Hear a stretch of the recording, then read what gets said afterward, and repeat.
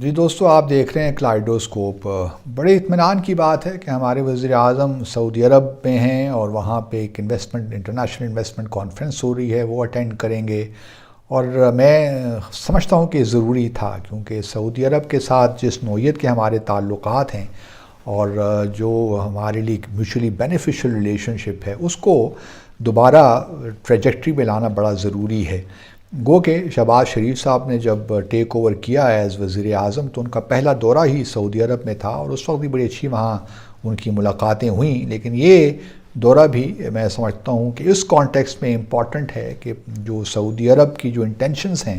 ویزاوی پاکستان، ان کو میٹریلائز کیا جائے۔ آپ کو یاد ہوگا کہ محمد بن سلمان نے دورہ کیا تھا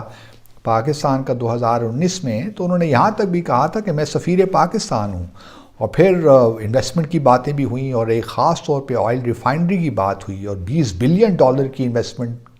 کی بات بھی ہوئی پاکستان میں۔ لیکن پھر آنے والے مہینوں سالوں میں کچھ تھوڑا بہت تناؤ پیدا ہو گیا، مختلف آپ سب جانتے ہیں وجوہات، اور اب میں امید کرتا ہوں کہ شہباز شریف صاحب کے دورے سے کچھ بہتر نتائج نکلیں گے، مثبت نتائج نکلیں گے، اور سعودی عرب جو ہمارا بڑا زبردست برادر ملک ہے، اور اس نے ہمیشہ پاکستان کے مشکل حالات میں وقت میں ہماری مدد بھی کی ہے، تو ہم امید کرتے ہیں کہ یہ جو ایک تعلق ہے جو بڑا زبردست ہے، اس کو ہم آگے کی طرف لے کر جائیں گے، اور اس میں کوئی کمی نہیں ہونے دیں گے۔ اور اس کے لیے ضروری ہے کہ ہم کنسسٹنٹلی اس تعلق کو پرسو کریں، اور صرف سعودی عرب کے ساتھ بھی نہیں بلکہ باقی بھی جو خلیجی ممالک ہیں ان کے ساتھ ہمارے تعلقات اسی طرح بہتر سے بہتر ہونے چاہئیں۔ ہمیں اس بات کی پریشانی نہیں ہونی چاہیے کہ جی محمد بن سلمان 14 نومبر کو بھارت کے ایک روزہ دورے پہ جائیں گے، اور وہاں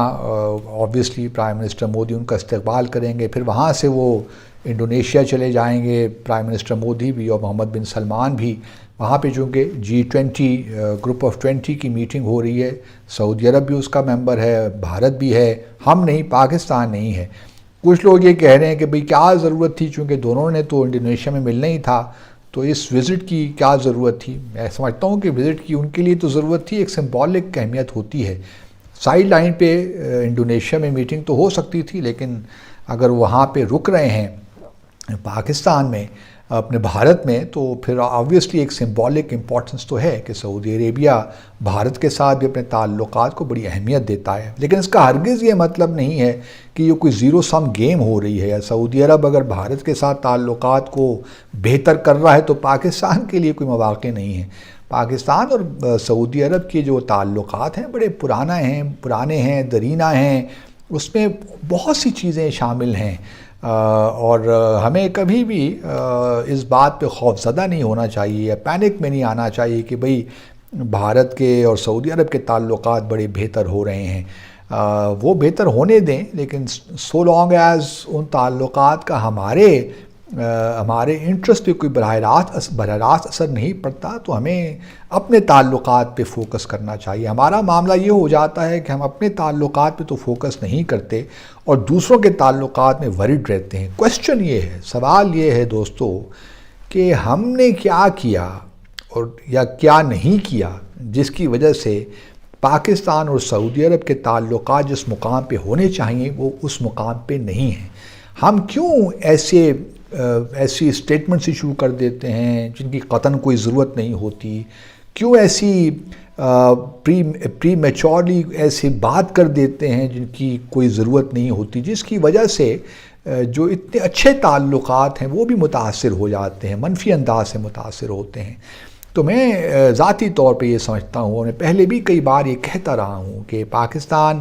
اور سعودی عرب کے جو تعلقات ہیں بڑی اہمیت کے حامل ہیں، اور سعودی عرب اس وقت جو ہماری اقتصادی یا معاشی صورتحال ہے اس میں سعودی عرب ہماری بڑی مدد کر سکتا ہے۔ اور پھر آپ یہ بھی دیکھیے کہ 2030 ویژن ہے محمد بن سلمان صاحب کا، اس کے بعد پھر نیوم دی لائن ایک شہر پورا بن رہا ہے، تقریباً کوئی 27 کلومیٹر کا شاید، اس میں بھی بے شمار اپرچونٹیز پاکستان کے لیے ہو سکتی ہیں، اور خاص طور پہ آئی ٹی سیکٹر میں اگر ہم نے اپنا آئی ٹی سیکٹر کو پروموٹ کرنا ہے، اور جو ہم نے دیکھا ہے کہ اس میں کتنا پوٹینشل ہے، اور اس میں کوئی زیادہ انویسٹمنٹ کی بھی ضرورت نہیں ہوتی ہے۔ جو ہمارے بچے ہیں یہی بہترین کام کر رہے ہیں، ان کو تھوڑا سا آپ اگر اپرچونٹیز کوئی دے دیں تو I can tell you they will wonders ہمارے لیے لائیں گے اور کریں گے. مجھے کم از کم اس بارے میں کوئی شک نہیں ہے. تو ہمیں سعودی عرب کے ساتھ اور باقی خلیجی ممالک کے ساتھ ایک خاص ایک کنسسٹنٹ طریقے سے آگے لے کر جانا ہے اپنے آپ کو. اور ہمارے لیے بے شمار مواقع ہیں,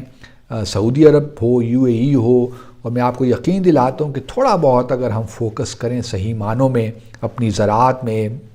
زراعت کے شعبے میں سعودی عرب کے ساتھ مل کر, IT سیکٹر میں, اور پھر اگر ہم اپنی ایگرو بیس انڈسٹریز کو آگے بڑھائیں تو آپ دیکھیں گے کہ پاکستان انشاءاللہ کہاں سے کہاں پہنچ جائے گا. یقیناً یہ کہا جا سکتا ہے کہ اس کے ثمرات تو ہمیں جلدی نہیں ملیں گے, لیکن یہ ایک پروسیس ہے. اکنامک ڈیولپمنٹ بھی ایک پروسیس ہی کا نام ہے. آپ آج جو بیج لگائیں گے اس کا ثمر, پھل اس کو انشاءاللہ ہمیں 3 4 5 سال بعد نظر اس کا ملے گا. تو لیکن کوشش آج کرنی چاہیے. ہم جو کہ بس بیٹھ جاتے ہیں اور یہ توقع رکھتے ہیں کہ دنیا ہمارے پاس آئے, یا کوئی ایسے کام ہم کر جاتے ہیں سوچے سمجھے بغیر, ill considered ہماری مووز ہو جاتی ہیں جو کہ پوری ہمارا کیا کرائے پہ پانی پھیر دیتے ہیں. تو گزارش یہی ہے کہ اس حکومت نے اگر یہ ہمارے پرائم منسٹر نے یہ قدم اٹھایا ہے تو ان کو آگے لے کر ہم نے جانا ہے, چاہے حکومت کوئی بھی ہو. یہ اسٹیٹ کے ایشوز ہیں اور گورنمنٹس آتی جاتی رہتی ہیں. کچھ ہمیں چیزوں پہ ہمارا نیشنل کنسنسس ہے, اور میں سمجھتا ہوں کہ جہاں نیوکلیر پاور پہ, کشمیر پہ, چائنا کے ساتھ, وہاں پہ سعودی عرب کے ساتھ بھی بائی اینڈ لارج لوگوں کا یہی ہے کہ ہمارے تعلقات ان کے ساتھ بہتر ہونے چاہئیں. ہمارے اپنے اندر کے مسائل تو رہیں گے, لیکن فورن پالیسی کے میدان میں کم از کم ہمیں کبھی بھی کوئی لوز بال نہیں کھیلنا چاہیے, کیونکہ سینسٹیو میٹرز ہوتے ہیں, سینسٹیو ایشوز ہوتے ہیں, اور اس پہ جب آپ کوئی لوز کینن کے طور پہ آپ کوئی غلط بات کر دیتے ہیں تو پھر اس بات کو واپس نہیں لیا جا سکتا. جب تیر ایک دفعہ کمان سے نکل جائے تو واپس نہیں آتا. تو انہی معذرات اور گزارشات کے ساتھ اللہ حافظ. دیکھتے رہیے کلائڈو اس کو.